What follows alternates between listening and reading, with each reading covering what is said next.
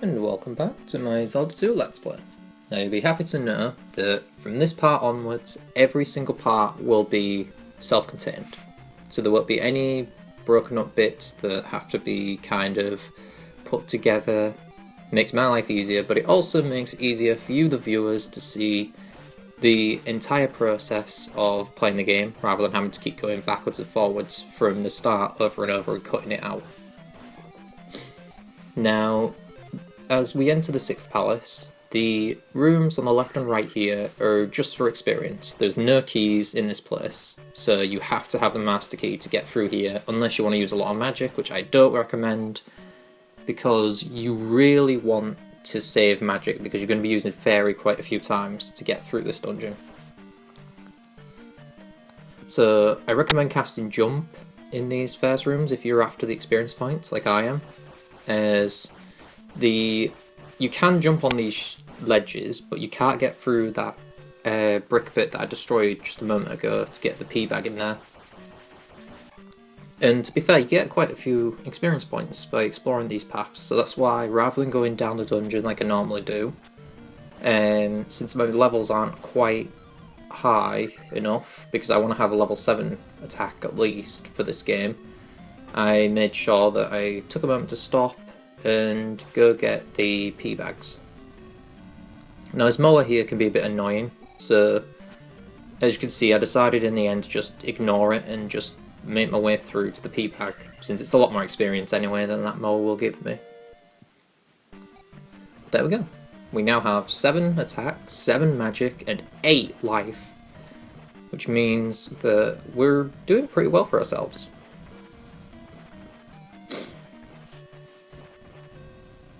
Now, as I make my way through this little room with the mower, breaking the blocks, let's just get into this palace, because we'll be here for quite a bit, and there's a lot to talk about.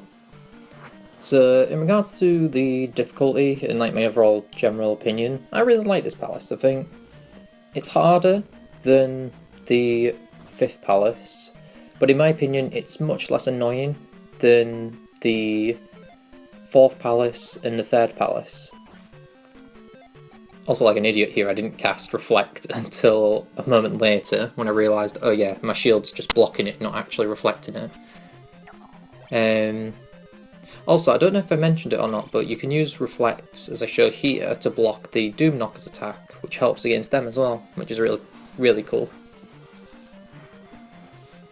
But yeah, this place has a couple more blue iron knuckles than the other palaces, which is how you know that it's a harder one.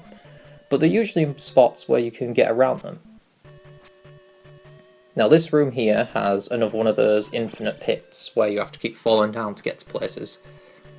However, I recommend, before you fall down there, cast jump and get yourself across, as I've done here. Because we want to go this way for the item.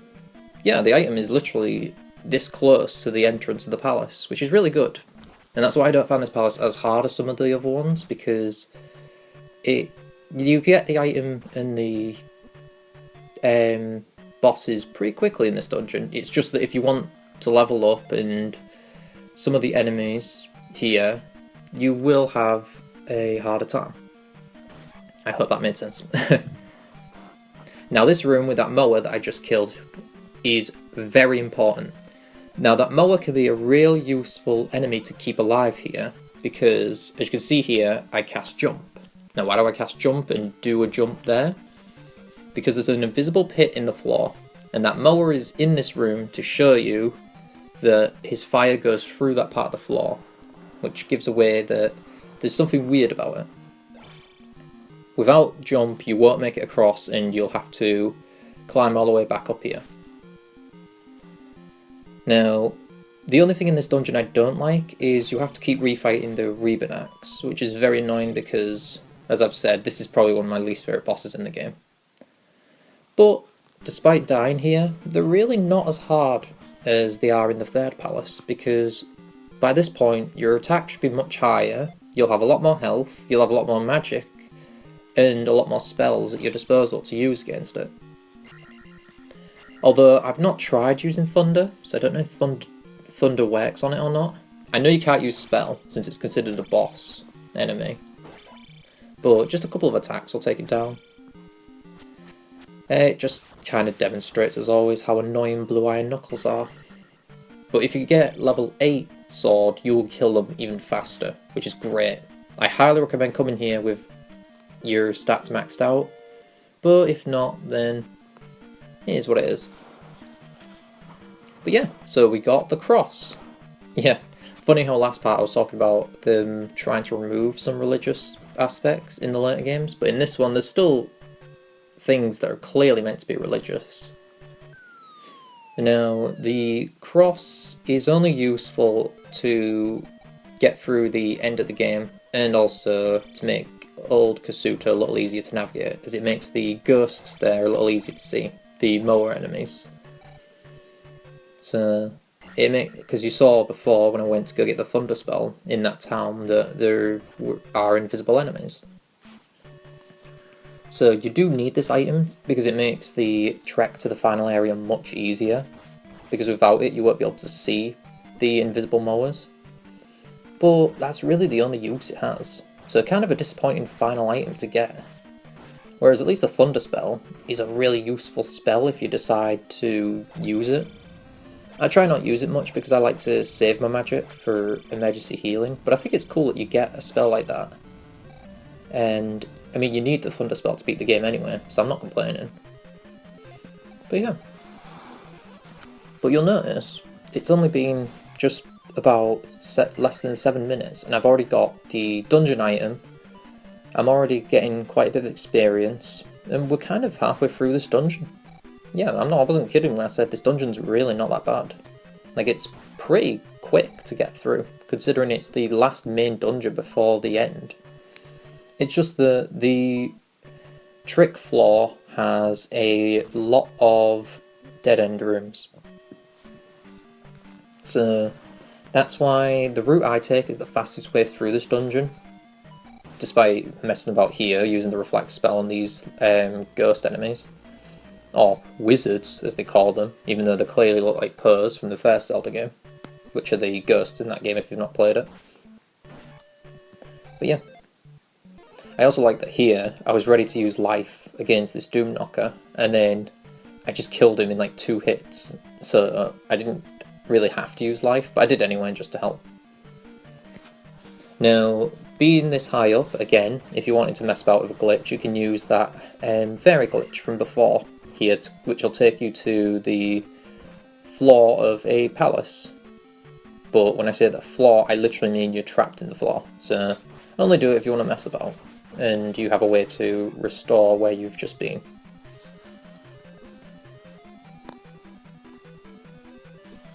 Now, regarding level ups, I really recommend in this game getting your levels to a point where you can level up in this dungeon as your final level up. And the reason for that is, since you get a level up guaranteed every single palace, that is guaranteeing that you will have all your stats maxed out before the end. However, since I didn't do that, I just have to deal with the level that I have, which is still fine. It just means that our sword in the end won't be quite as strong. But yeah, so as you can see, going down that pit, we want to make sure that we end up on the 3rd part of the pit. So fall through, and then fall through again. And the reason for this is the fastest way to get to the boss area. In fact, it's the only way to get to the boss area. Now you can see that I'm killing some enemies here, despite being super low on health, and that's just because I wanted to make sure that I got through this room without dying, because this room, usually when you watch a Zelda 2 playthrough and people complain about the knockback, this is the room that's shown. You can't use Fairy, because there's bricks in the way, and those flying horse heads can really put a number on you, so you have to watch out for that. But you'll see, considering how low health I am, I actually last quite a bit here, which just shows how strong you can get in this game and how much it all comes down to your own skills. Now this room here with the bubble, I purposely die here because you need magic, and I couldn't really see an easier way to top my magic up. Plus it means that my health's back to normal. So here you have to use Fairy. And watch out for the bubble because he'll take magic away every time he touches you. And there's a couple of bubbles in this room, so they want to try and drain all your magic, but you just got to be patient and move around. And luckily I got the weird glitch that happens sometimes with bubbles where they get stuck on the floor or the roof and they don't bounce around like they normally do. And when that happens, it just helps a lot. And I get even luckier here with a red magic potion dropping from an enemy. And that saves so much time for me, because now I don't have to go hunting for magic to get through the rest of this palace. But yeah. So we have one last battle with the Rebenarch, and thankfully this is the last time we have to fight it. So it's just sort of annoying because they're just sort of made as mini-bosses after being the boss of the third palace, which is odd to me. But certain games like to use earlier bosses as normal enemies later in the game, so I understand the mechanic. I just don't like fighting blue iron knuckles. But that's it. And with him taken down, we make our way through. And as always, you have to grab the key. Even if you're not going to use it, you have to grab it. So, with the fairy spell in this room, we're going to cut across this risky bridge, which you could use jump, but you need to be very quick with using jump on that platform. I decided to use Fairy because I trusted that I would survive with enough magic for the next part, because you need enough magic to cast Fairy in the next bit.